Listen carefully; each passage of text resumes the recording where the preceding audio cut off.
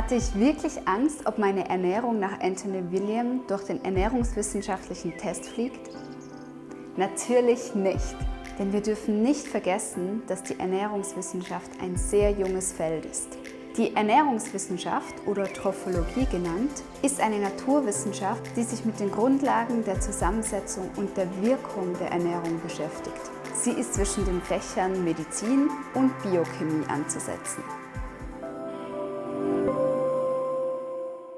Für dieses Video hier habe ich dir Timestamps vorbereitet und diese findest du unten in der Videobeschreibung. Wir schauen uns Folgendes an. Wie entstand eigentlich die Ernährungswissenschaft und wie kommt die Ernährungswissenschaft auf ihre Richtwerte? Warum lasse ich überhaupt meine Ernährung testen? Ich gehe kurz auf die Nahrungsmittelergänzungen ein. Wir schauen die Morgenroutine nach Anthony William an. Wir beleuchten das Thema Soja, Mais und Genmanipulation. Und am Schluss nehme ich euch mit in meine persönliche Erfahrung. Und somit haben wir das ganze Bild gemalt von der Ernährungswissenschaft, wie sie hingehen, damit sie auf ihre Theorien kommen, was Anthony Williams Theorien sind und was aber auch meine ganz persönliche Erfahrung ist. Viel Spaß mit dem Video!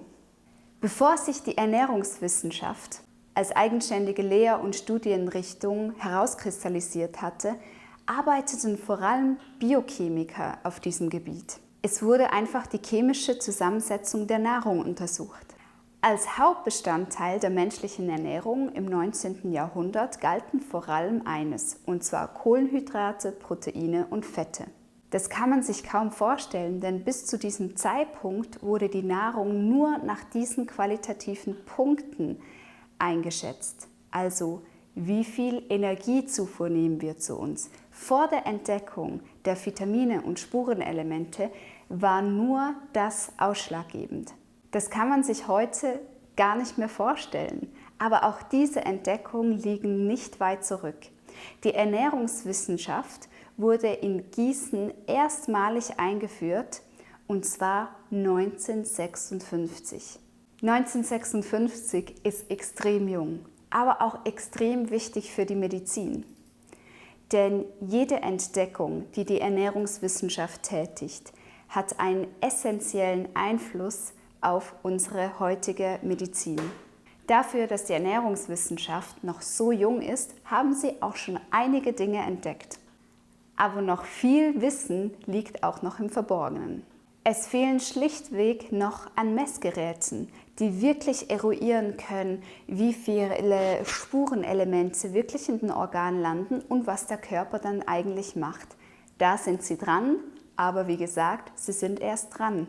Ja, und jetzt fragt ihr euch, warum habe ich mich also ernährungswissenschaftlich prüfen lassen? Warum habe ich meine Ernährung nach Anthony William so genau anschauen lassen? Auf diesem Kanal möchte ich diesen riesigen Spagat schaffen, und zwar zwischen Wissenschaft und den Erfahrungsberichten. Und diese zwei Bereiche geben sich momentan noch nicht die Hand. Und ich träume davon, dass das irgendwann möglich sein wird. Und deswegen werde ich immer wieder Menschen einladen, die von der Ernährungswissenschaft kommen. Ich werde sie sprechen lassen und dann werde ich das mit den Erfahrungen prüfen oder mit den Ohren meinen Erfahrungen nochmal anhören. Denn das hier ist eine Plattform, wo Erfahrungen geteilt werden.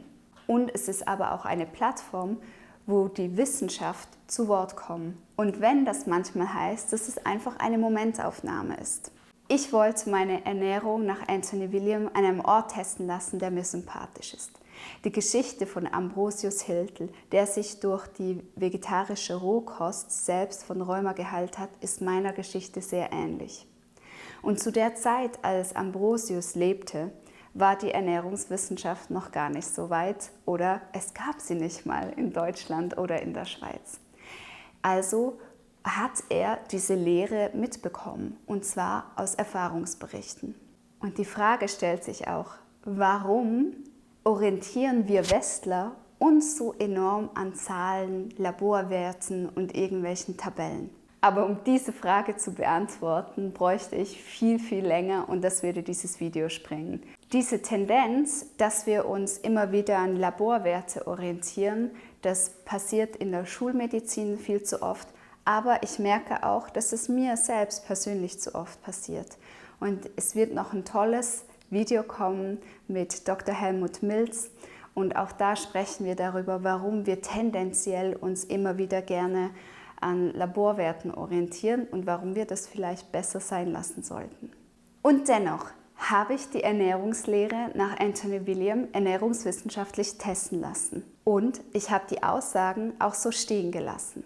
Natürlich brennte auch auf meiner Zunge die Frage, ja, aber wie kann es sein, dass wenn ich kein Soja zu mir nehme, viel zu wenig Proteine und zu viele Nahrungsergänzungsmittel, wie ich mich denn trotzdem selber heilen konnte? Dieses Interview mit Caroline habe ich vor einem halben Jahr geführt. Und ich weiß nicht, wie es dir geht, aber als ich die Ernährung nach Anthony William vor 18 Monaten angefangen hatte, habe ich mir nicht vorgestellt, dass ich jetzt mein Leben lang mich so ernähren würde. Es war eher so, dass ich mich überwinden konnte, diese Ernährung für 30 Tage zu machen. Das war mein Commitment. Nach diesen 30 Tagen ging es mir so viel besser schon, dass ich ausprobieren wollte, wie weit ich meine Genesung eigentlich pushen konnte. Und wo bin ich gelandet? Im Hier und Jetzt. Und heute möchte ich mit euch dieses Hier und Jetzt anschauen. Und zwar auf der Grundlage, was ich mit der Caroline besprochen hatte. Wie ist es heute für mich? Was sind meine Gedanken dazu? Gut, wir haben am Anfang angefangen in der Ernährungsberatung. Und zwar war es wichtig, wirklich alles aufzuschreiben. Und wie beginne ich meinen Tag? Ich beginne meinen Tag mit Zitronenwasser. Und zwar nehme ich einen halben Liter warmes Wasser und presse eine Zitrone hinein. Und das Zitronenwasser sorgt dafür, dass die Stoffe, die die Leber durch die ganze Nacht gefiltert hat, auch schön rausgespült werden können. Denn wenn wir zu wenig Flüssigkeit zu uns nehmen, bleibt der Großteil der Stoffe in unserem Körper. Und mit genug Flüssigkeit wird er aber rausgespült. Und dies ist zum Beispiel ein wichtiger Punkt, der ernährungswissenschaftlich nicht geprüft ist. Dieses Trinken von dem Zitronenwasser wird zum Beispiel in der alten Philosophie Ayurveda schon seit 5000 Jahren praktiziert und geprüft. Ja, und danach kommt der Selleriesaft, mein Tageshighlight, denn der Selleriesaft ist das Wunderkraut schlechthin. Der Selleriesaft hat mich aufgebaut, hat mich gereinigt und mich von verschiedenen Symptomen, an denen ich litt, wie Reizdarmsyndrom, Endometriose und Fibromyalgie geheilt. Und für den Selleriesaft, weil der so mega speziell ist, folgt ein extra Video. Abonniert einfach den Kanal, damit ihr solche Videos nicht verpasst. Ja, aber auch hier beim Selleriesaft fehlen wissenschaftliche Messgeräte, die wirklich messen können, wie viele Sachen beinhaltet der Selleriesaft. Anthony William spricht zum Beispiel von Clustersalzen, die noch gar nicht entdeckt wurden. Und es fehlen auch Studien. Das heißt, ich könnte mich jetzt zurücklegen und sagen, ja gut, ich warte jetzt auf die Studie, bis ich das mache. Oder ich probiere es einfach, denn es ist ein Kraut, es kann nichts Schlimmes passieren. Und das war auch das, was ich gemacht habe. Ich habe mir gesagt, ich probiere es und mein Körper wird mein Test sein. Mein Körper wird mir sagen, was ich brauche. Und mein Körper hat mir gesagt, was ich brauche. Und er hat gezeigt, dass ich mich aus einem starken Ungleichgewicht wieder in ein Gleichgewicht bringen kann. Und es gibt einen Spruch, der heißt, der Geheilte hat Recht. Und diesen Satz lasse ich jetzt einfach mal stehen. Dann kamen wir in der Ernährungsberatung zu meinem Lieblingssmoothie, und zwar der Schwermetall-Entgiftungssmoothie. Und diesen Smoothie würde ich nie mehr hergeben, weil er mich so enorm vorwärts gepusht hat in meiner Entgiftung. Und hier hat die Ernährungsberaterin anstatt Spirulina dann Chlorella empfohlen.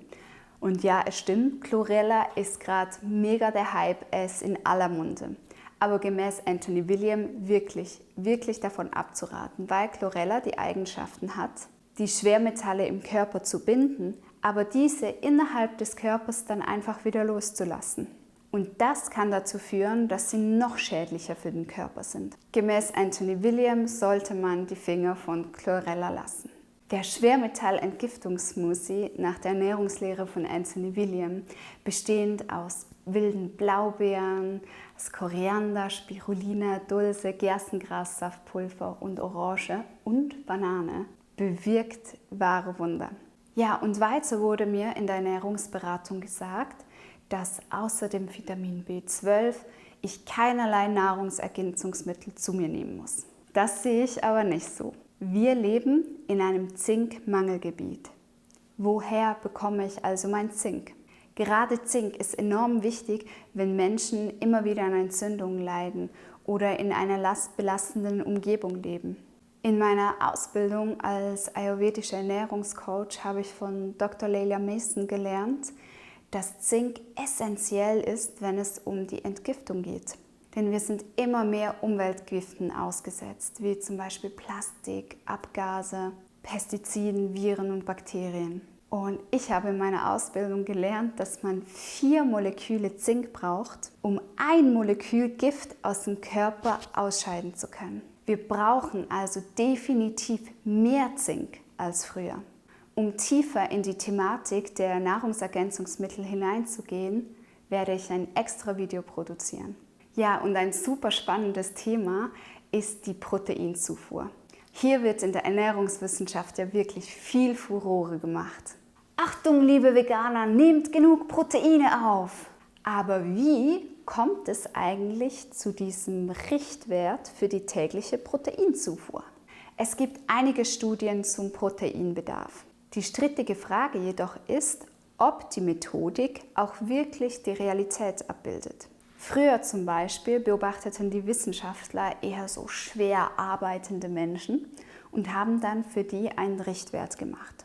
Natürlich waren diese Empfehlungen eher hoch. Später wurden die Empfehlungen auf Basis einer Stickstoffbilanz gemacht. Man maß den Stickstoffverlust im Urin, im Stuhl, in Haut und Haare und berechnete also, dass bei Männern 24 Gramm pro Tag verloren geht. Sicherheitshalber wurden dann aber noch 30% dazugelegt, um sicher zu gehen, den Bedarf von 98% der Bevölkerung auch wirklich zu erfüllen. Dies machte dann also 31 Gramm pro Tag aus. Und da die momentanen Messgeräte darauf hingewiesen haben, dass der Körper nicht alle Proteine wirklich aufnehmen kann, wurde den 31 Gramm nochmal ein Sicherheitszuschlag drauf gepackt. Und so sind wir bei den 56 Gramm Empfehlungen pro Tag gelandet. Und dabei kann es sein, dass die Messgeräte noch nicht genau erfassen können, was der Körper mit diesen Proteinen macht. Ob vielleicht ein anderes Organ das anders verstoffwechselt. Wir sind noch nicht so weit. Das ist einfach eine Momentaufnahme, der Stand der Dinge. Also entwickelte sich historisch gesehen eine Überbewertung des Nährstoffes Protein und dessen Zufuhr. So ein bisschen im Sinne, besser ist besser als weniger, weniger ist besser als mehr, besser viel. Viel ist besser als zu wenig. Ich glaube, ich hab's. Oder noch besser. Viel ist noch besser als weniger. Ich meine, wir müssen uns nur die momentanen Produkte anschauen. Wie oft steht auf tierischen Proteinen, wie zum Beispiel eine schlecht produzierte Milch, High Protein. Oder es steht, enthält wertvolle Eiweiße. Oder ganz schlimm, was in den letzten Jahrzehnten passiert ist, dass sogar das tierische Eiweiß höher gewertet wurde als das pflanzliche Eiweiß. Ein riesengroßer Fehler.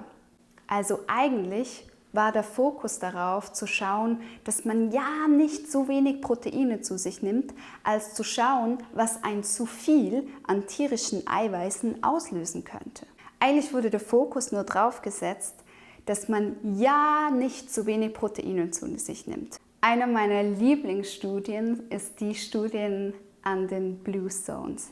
Die Blue Zones sind Gebiete auf der Welt, wo die Bevölkerung besonders alt wird, aber nicht nur alt, sie werden besonders gesund alt. Und hier hat sich gezeigt, dass die Einwohner nur 10 oder 11% Eiweiß zu sich nehmen und davon sicher 90% pflanzliches Eiweiß. Ja, und das ist wieder ein Erfahrungsbericht, weil diese Bevölkerungsgruppen zeigen, dass sie lange und gesund leben. Wie sieht es mit uns Westlern aus? Wir die Proteine so hoch loben die ganze Zeit. Wir leiden an Zivilisationskrankheiten. Wichtig ist, dass wir den Wert der pflanzlichen Proteine nicht schmälern. Denn ohne die pflanzlichen Proteine hätten wir schnell gesundheitliche Probleme. Wie ihr in dieser kleinen Zusammenfassung gesehen habt, wie entstehen also diese Zahlen? Sehr interessant. Und was ich mich auch gefragt habe, ist es der Wissenschaft möglich, einen Proteinmangel festzustellen? Und das ist es auch nicht. Es wurde noch nie ein Proteinmangel festgestellt. Also, ich falle mit meiner eher proteinarmen Ernährung durch den ernährungswissenschaftlichen Test. Verunsichert mich das? Nein, tut es nicht, denn ich fühle mich gesund. Ich bin gesund, ich mache wieder Sport, ich bin vital. Und das sagt mehr als irgendeine Zahl auf einem Blatt Papier. Jetzt fragt ihr euch vielleicht, ja, aber warum gibt es die Ernährungswissenschaft? Die Ernährungswissenschaft ist super wichtig und alles, was sie entdeckt, wird Einfluss nehmen auf die Medizin, weil die Medizin immer nur evidenzbasiert arbeitet. Und deswegen müssen wir auch diesem jungen Feld einfach Zeit geben. Und es passieren so viele Sachen gerade heutzutage, es gibt so viele neue Entdeckungen. Ich glaube, dass wir kommen. Ich für meinen Part bin natürlich mega froh, dass ich von Anthony Williams so tolle Informationen bekommen hatte, um mich selbst zu heilen, gerade mit der Ernährung. Und ja, da hat es mir die Ernährungsberatung im Krankenhaus damals nicht helfen können. Aber das heißt nicht, dass sie es nicht in 10, 15 Jahren können. Und deswegen ist es mir so ein Anliegen, da Hand in Hand mit allen zu gehen und unterwegs zu sein und das Positive einfach herauszuholen. Ja, was sagt Anthony Williams zu dem Proteingehalt? Er sagt, wir brauchen nicht mehr als 6 Gramm und dass wir das von rein pflanzlichen Proteinen genug bekommen, also von Gemüse und Obst. Ja, wie sieht es jetzt aus mit Hülsenfrüchten? Es ist tatsächlich so, dass ich einen ganz unterschiedlichen Zugang dazu habe. Wenn es Winter ist und es ist kalt, merke ich, dass ich mehr Lust habe auf Hülsenfrüchte. Im Sommer überhaupt nicht. Da finde ich es mega spannend, wie Ayurveda da ansetzt. Und zwar setzt sie nach Jahreszeiten an, nach Zyklen.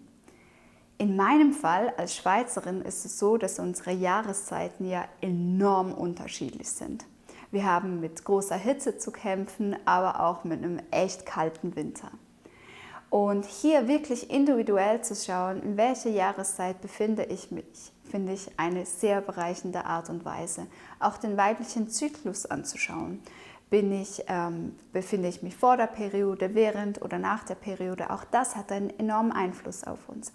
Auch sind wir total unterschiedlich. Die einen neigen zu Kälte, die andere zu Hitze. Und auch da hat die Ernährung einen enormen Einfluss auf unser Wohlbefinden. Ich ernähre mich seit 18 Monaten nach der Ernährungslehre von Anthony Williams. Und die ersten 9 Monate davon habe ich komplett fettfrei gegessen. Achtung, mit Kokosöl habe ich gekocht. Aber auch da hatte ich gemerkt in den 9 Monaten, wenn ich es mit dem Fettgehalt übertreibe, ging es mir nicht gut. Ich wurde wieder müde, alte Symptome kamen wieder hoch.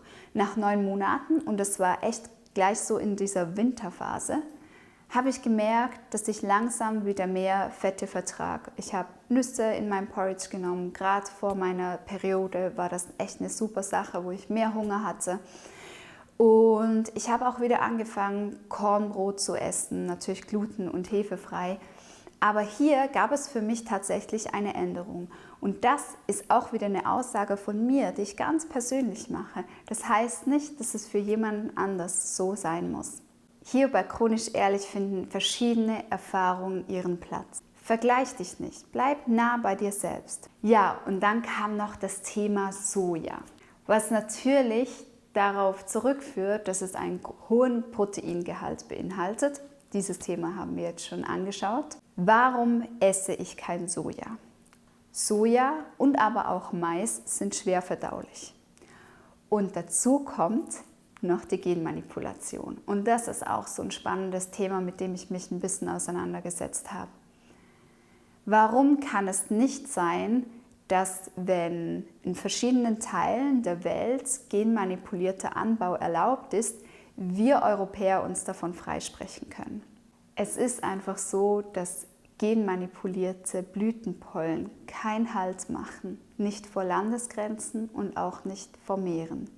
Ich habe mich auch ein bisschen gefragt, was ist eigentlich das Ziel hinter der Genmanipulation? Zum Beispiel gibt es eine Maissorte, da wurde ein Gen eingepflanzt vom Bakterium Bacillus thuringiensis und dank dieses Gens produziert das Bakterium ein Gift gegen Schädlinge. Und dieses Gen, was jetzt in diesem Mais vorhanden ist, ist also der Mais gewappnet gegen Schädlinge, weil der Mais selber dieses Gift produziert. Und dann gibt es noch ein anderes Gen, was eingepflanzt werden kann oder eingezüchtet. Und dieses Gen macht die Pflanze resistent gegen das Unkrautvernichtungsmittel Glufosinat. Und hier habe ich etwas in meinen 35 Lebensjahren gelernt. Da, wo viel Geld gemacht werden kann, wird auch gerne beschissen. Koste es, was es wolle. Also, genmanipuliertes Mais darf an unsere Nutztiere verfüttert werden. Wie kann es denn sein, dass da keine Vermischung stattfindet? Kann das sein? Sind diese Kontrollen wirklich so streng? Und was passiert, wenn mal ein Sack aufreißt? Was passiert, wenn der Wind mal drüber weht? Ja, auf diese Fragen gibt es keine Antworten. Da muss man auch wieder auf die Erfahrung zurückgreifen. Also mich hat gelernt, wenn es etwas gibt, wo der Mensch die Chance hat, mega viel Geld zu scheffeln, das dann wirklich sehr gerne auch beschissen wird, geschmuggelt, gedealt und so weiter. Also mich würde es nicht überraschen, wenn in 20 Jahren gesagt wird, dass wir schon längere Zeit genmanipulierte Lebensmittel zu uns nehmen. Es würde mich auch überhaupt nicht wundern, wenn in 20 Jahren dann gesagt wird, dass wir gesundheitliche Schäden davon tragen. Denn was passiert, wenn wir genmanipulierte Sachen essen? Wir bestehen ja aus Wasser und die Nahrungsmittel auch, alles vermischt sich. Also ich habe keine Biochemie studiert, aber in meinem Kopf macht es einfach überhaupt keinen Sinn, die Natur zu verändern. Einfach nicht. Und für mich ist es dann halt einfach so, bei diesem Thema Mais und Soja, dass es diese Theorie gibt, dass man nicht mehr kontrollieren kann, ob etwas genmanipuliert ist oder nicht. Das kann man mal so stehen lassen. Das kann man nicht beweisen. Die Theorie gibt es und es macht in meinem Kopf auch schnell Sinn. Was für mich als Reizdarmpatientin gilt, ist, Soja und Mais sind super schwer verdaulich. Warum sollte ich sie essen? Schwer verdauliches Essen sind einfach nicht meine besten Freunde. Und in näher Zukunft werden sie das auch nicht. Und das Tolle ist, dass ich keinen Mangel erlebe.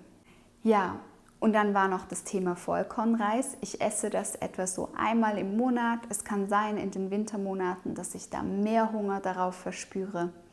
Aber ich merke, dass mein Körper wirklich süchtig nach Kartoffeln und Süßkartoffeln ist und dass er sich danach enorm fit fühlt.